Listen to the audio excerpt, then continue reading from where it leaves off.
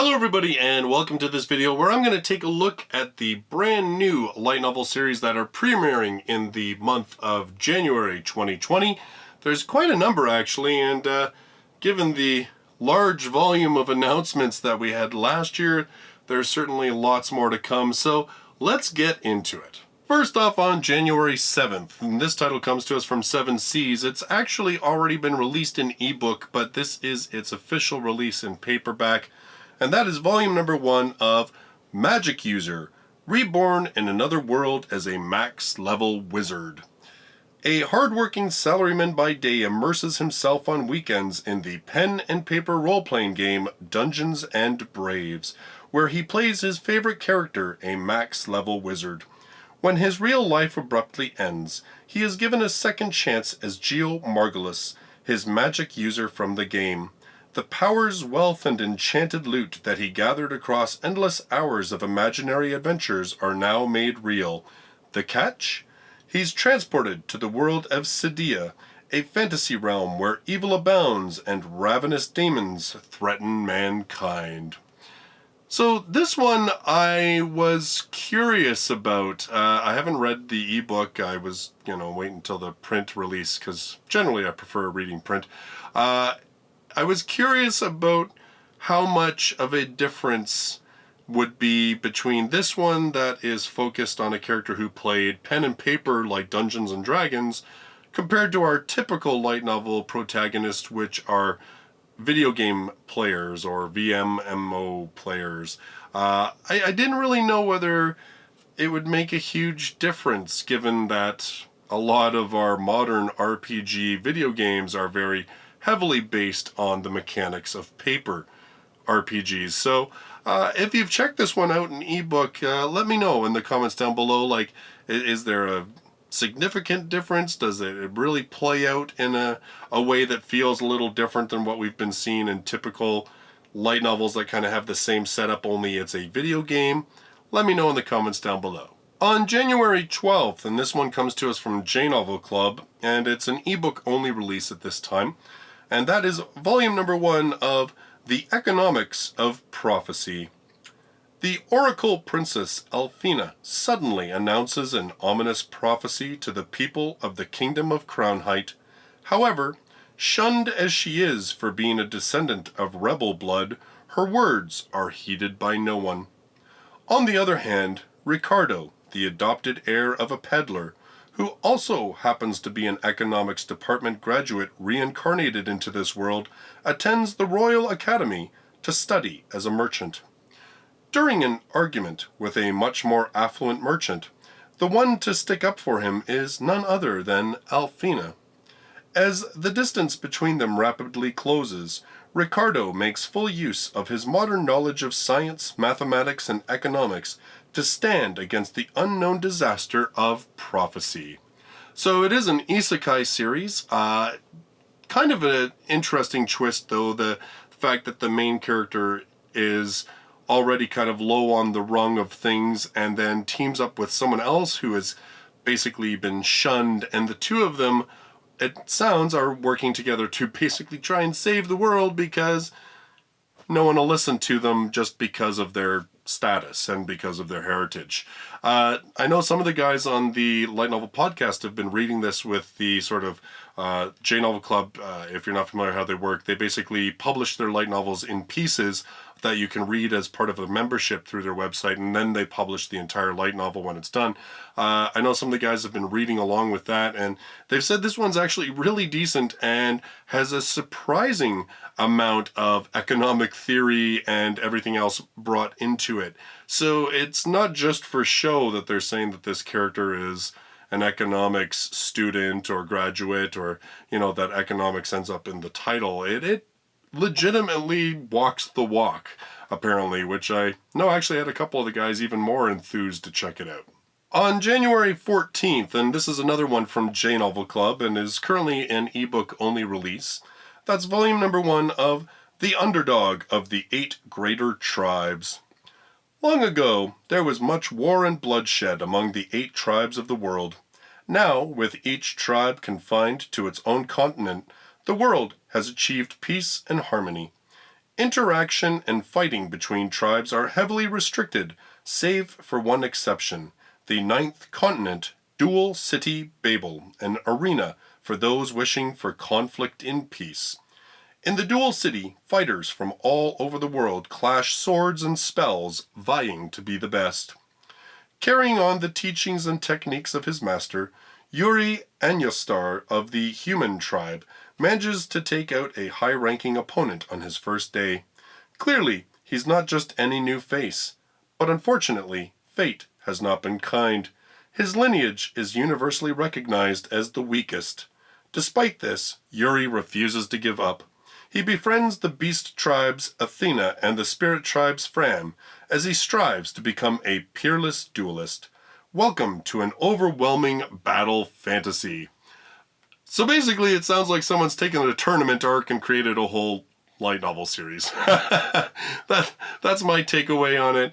The whole setup of everyone thinks he's the weakest, but in reality, he'll become the strongest. I mean, this is all very, very, very standard light novel fare. Although it is a pure fantasy, which is kind of nice. It's not, doing the whole isekai thing on top of all that. Have any of you been reading this along with the releases through JNovel's website? What do you think? Is it worth checking out? Does it take all the best parts of tournament and duel type arcs and make something cool, or does it seem kind of bland? I'd be interested in hearing your thoughts. On January 18th, and this one is also from JNovel Club and is also currently an ebook only release. That's volume number 1 of Cobalt King. Gaius Balderus has led a storied life. From humble beginnings, he made a name for himself as a fearsome warrior, a renowned general, advisor to kings, and paramour to princesses. Gaius's very presence commands respect and fear, so much so that everyone is too afraid of him to allow him to reveal his softer side. Gaius gives up everything and finds a chance to start again on the frontier of human civilization, where humans and monsters alike scrabble for existence in a hostile forest. When he runs into a tribe of kobolds, small furry creatures who are fleeing from human aggression, they immediately distrust him and everything about him. Can this gentle giant of a man come to peace with his past and win the friendship of the adorable kobolds? I'm going to say maybe, seeing as how it's titled The Cobalt King. I'm not sure where this kind of story will go. It certainly sounds interesting enough. It's obviously a pure fantasy.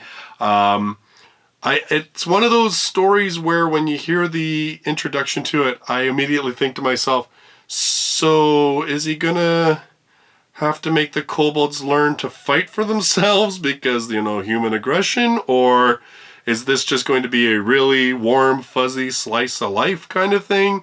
I'm kind of curious. If I recall, I think somebody had started to read this and they said there was some weird sort of siscon element to it, or brocon. I think it was brocon, actually. I think he has a sister who was unhealthily into him. I seem to remember that. I could be completely wrong.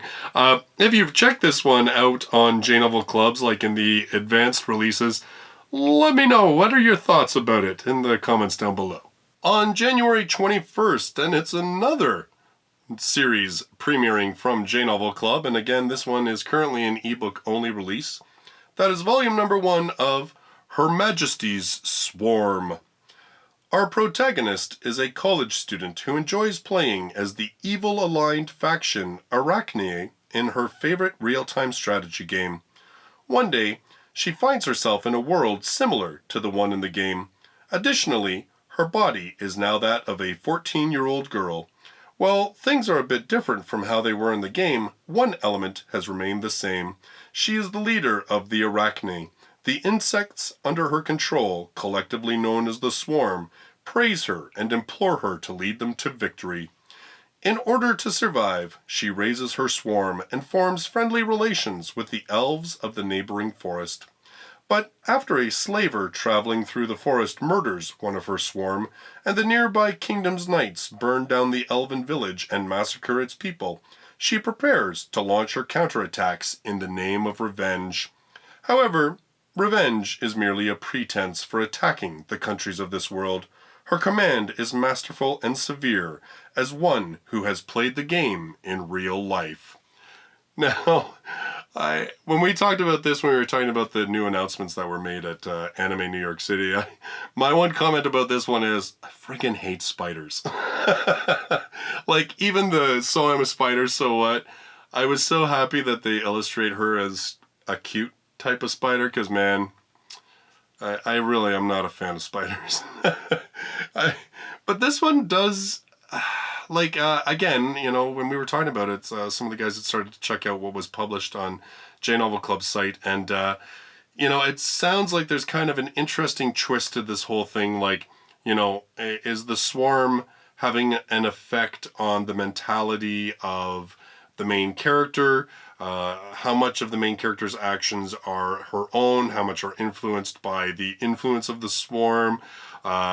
Even they were talking how there's sort of an interesting idea of what exactly is victory. Like, the Swarm implore her to lead them to victory, but it's not really clear what exactly victory is supposed to entail. So this one could be kind of interesting. It might have a slightly similar vibe to elements of So I'm a Spider, So What? You know, it does sound like it's kind of that Overlord also mix, that sort of... you know, same idea, the anti-hero. So there could be a lot of really interesting elements to this series.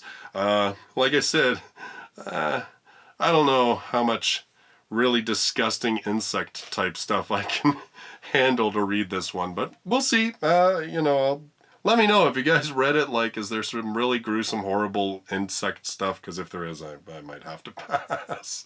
On January 28th, and this one is coming to us from Seven Seas, and once again, this is actually a series that the book has already released in ebook format earlier.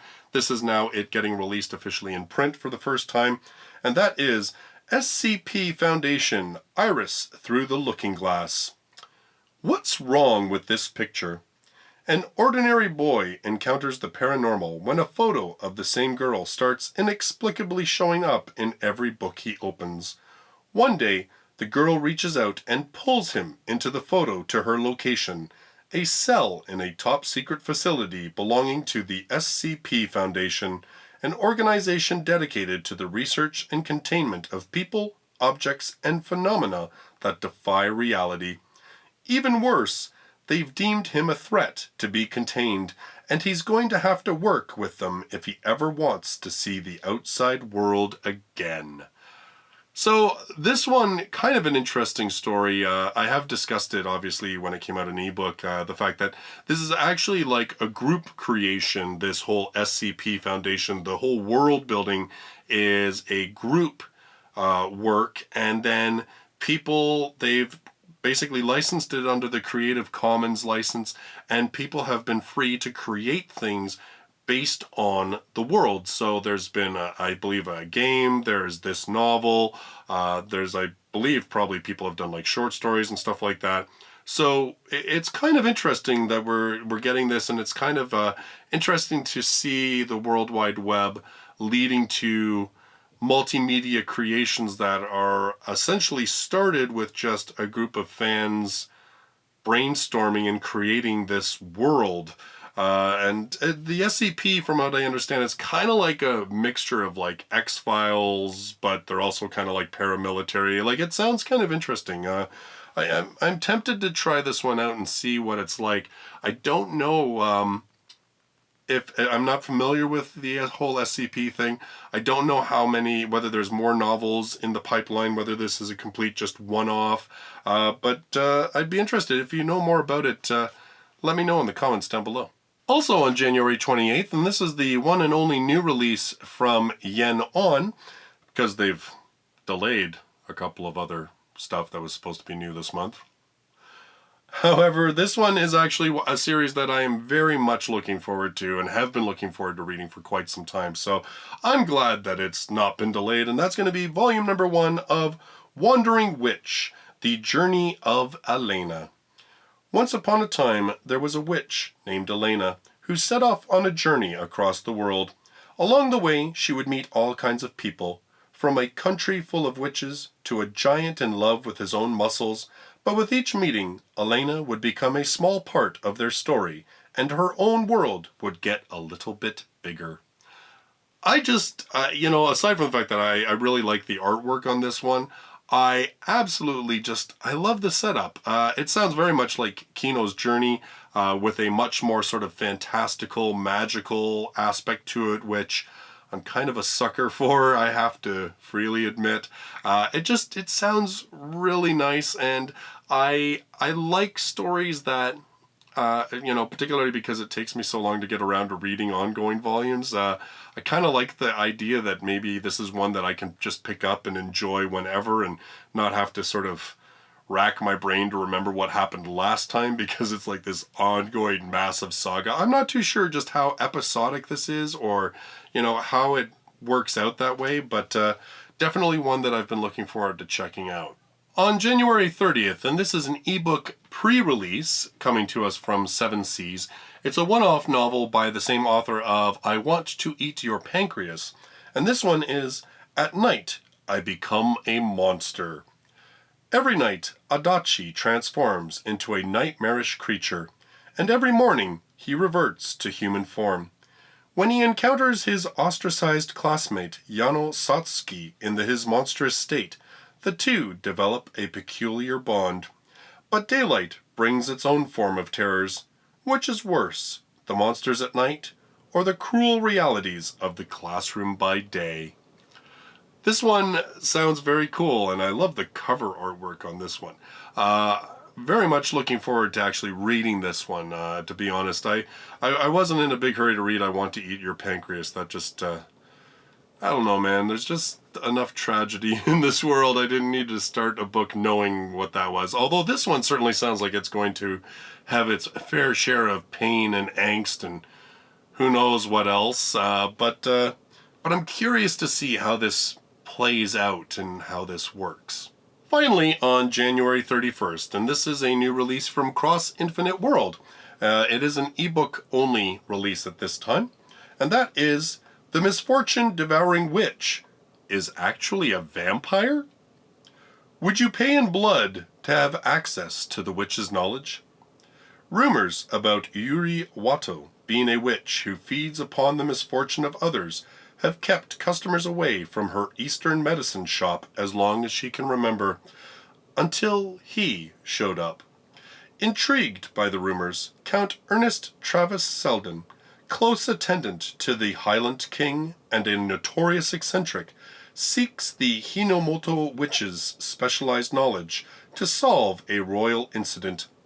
But borrowing the witch's aid comes at a steep price, one that can't be paid in gold or jewels.